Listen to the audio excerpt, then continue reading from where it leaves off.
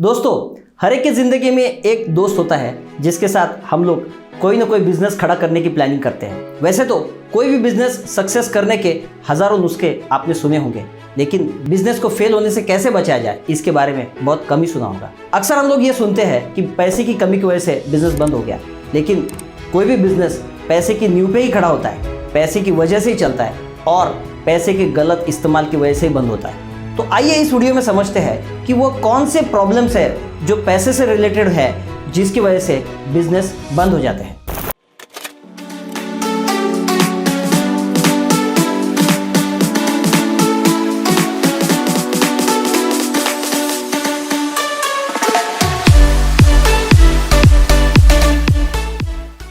दोस्तों, किसी भी चीज़ को सक्सेसफुल बनाना हो तो उसमें प्लानिंग बहुत ज़्यादा ज़रूरी है और बिजनेस में और पैसे में तो यह सबसे पहले आता है।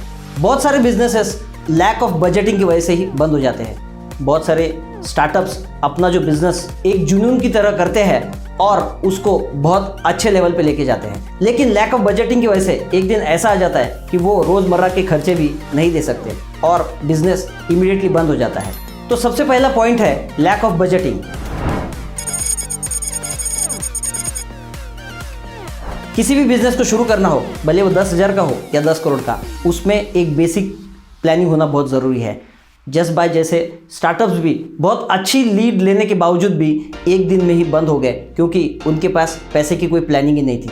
बहुत सारे स्टार्टअप हम लोग ऐसे देखते हैं कि वह हमेशा किसी न किसी की फंडिंग के ऊपर ही खड़े रहते हैं और कोविड जैसे सिचुएशन आने पर वो डायरेक्ट बंद हो जाते हैं। इसलिए अगर आप कोई भी बिजनेस शुरू कर रहे हो या अभी आप बिजनेस कंटिन्यू कर रहे हो तो उसमें आप पैसे की बजटिंग ज़रूर रखिए। तो 2015 में जस्ट बाय लाइफ जिस कंपनी को $120 मिलियन की फंडिंग मिली थी और जिसने 25 दिन में 25,000 क्लाइंट जोड़े थे, वो कंपनी भी लैक ऑफ बजटिंग की वजह से बंद हो गई क्योंकि company continuously negative cash flow में जा रही थी और एक दिन ऐसा आ गया कि कंपनी को रोज़मर्रा के खर्चे भी निकालना मुश्किल हो गए और कंपनी एक दिन बंद हो गई। तो इस तरह से बिजनेस आपका कितना भी बड़ा हो और कितना भी पैसा हो, अगर आपके पास में प्रॉपर बजटिंग नहीं है तो बिज़नेस को एक दिन बंद होने से कोई नहीं रोक सकता। इसलिए दोस्तों, आप जो भी बिज़नेस करो उसमें पहले बजटिंग बनाना सबसे ज़्यादा इंपॉर्टेंट है, भले ही वो बजटिंग बनाने के लिए 6 महीने का टाइम क्यों ना लगे।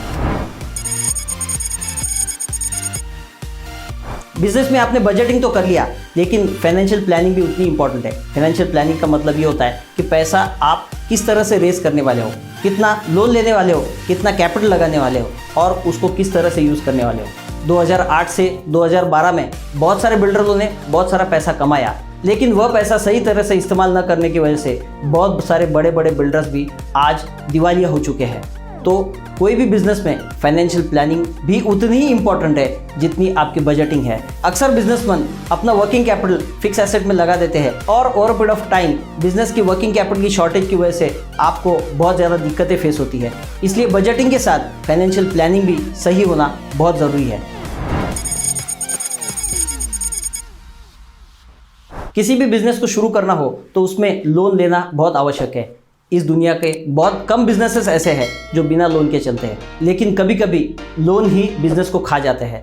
इसका सबसे बेस्ट एग्जांपल अंबानी भाइयों का मैं दूंगा, क्योंकि अनिल अंबानी ग्रुप लोन की वजह से बंद हो गया और मुकेश अंबानी ग्रुप ने अपनी इक्विटी बेचकर लोन को रिपे किया है। तो इससे ये समझ में आता है कि अपने बिजनेस में सही तरीके से डेट और इक्विटी का रेशियो होना बहुत ज़रूरी है। वैसे तो डेट इक्विटी के रेशियो के लिए कोई थंब रूल नहीं है, क्योंकि हर एक बिजनेस उसकी रिक्वायरमेंट और उसका सस्टेनेबिलिटी अलग अलग होता है। लेकिन एक सलाह मैं ज़रूर दूंगा कि जितना कम हो सके उतना कम से कम कर्जा लेकर के अपना बिजनेस करें।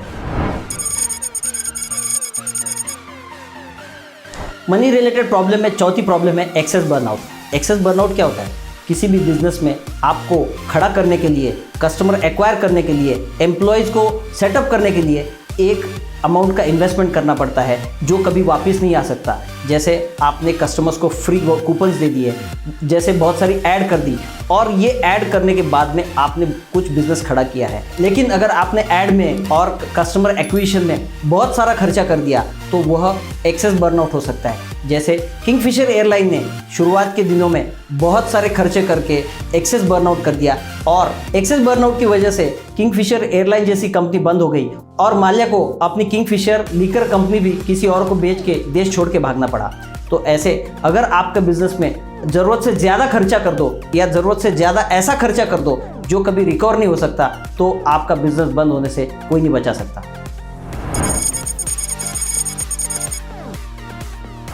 पैसे की वजह से बिजनेस बंद होने का और एक कारण है हाई फिक्स कॉस्ट। हर एक बिजनेस में रेंट, सैलरीज, इलेक्ट्रिसिटी या लाइसेंस फी ऐसे फिक्स कॉस्ट होते हैं। अगर आपके बिजनेस में वो फिक्स कॉस्ट बहुत ज़्यादा है तो बिजनेस की सस्टेनेबिलिटी बहुत कम होती है। 2020 के लॉकडाउन में वही बिजनेस ज़्यादातर बंद हो गए जिनकी फिक्स कॉस्ट बहुत ज़्यादा थी, जैसे hotel industry, retail industry, entertainment industry, जिनका फिक्स कॉस्ट बहुत ज़्यादा था।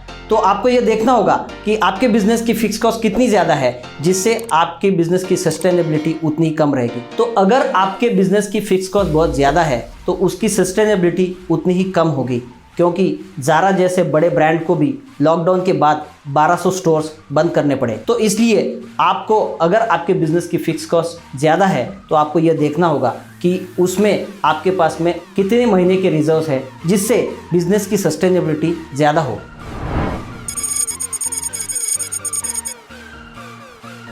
बिजनेस फेल होने का और एक पॉइंट है ओवर इन्वेस्टमेंट। जैसे शरीर में चर्बी और बिजनेस में इन्वेस्टमेंट ज़्यादा हो जाए तो बिजनेस की इफ़िशियंसी बिल्कुल कम हो जाती है।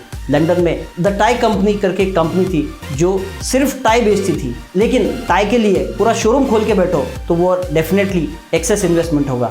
वैसे ही क्रेड जैसा कंपनी भी मुझे ओवर इन्वेस्टमेंट लगता है, क्योंकि सिर्फ क्रेडिट कार्ड पेमेंट गेटवे के ऊपर आप इतना बड़ा कंपनी जब खड़ा कर रहे हो तो उसमें रेवेन्यू मॉडल बहुत कम होगा।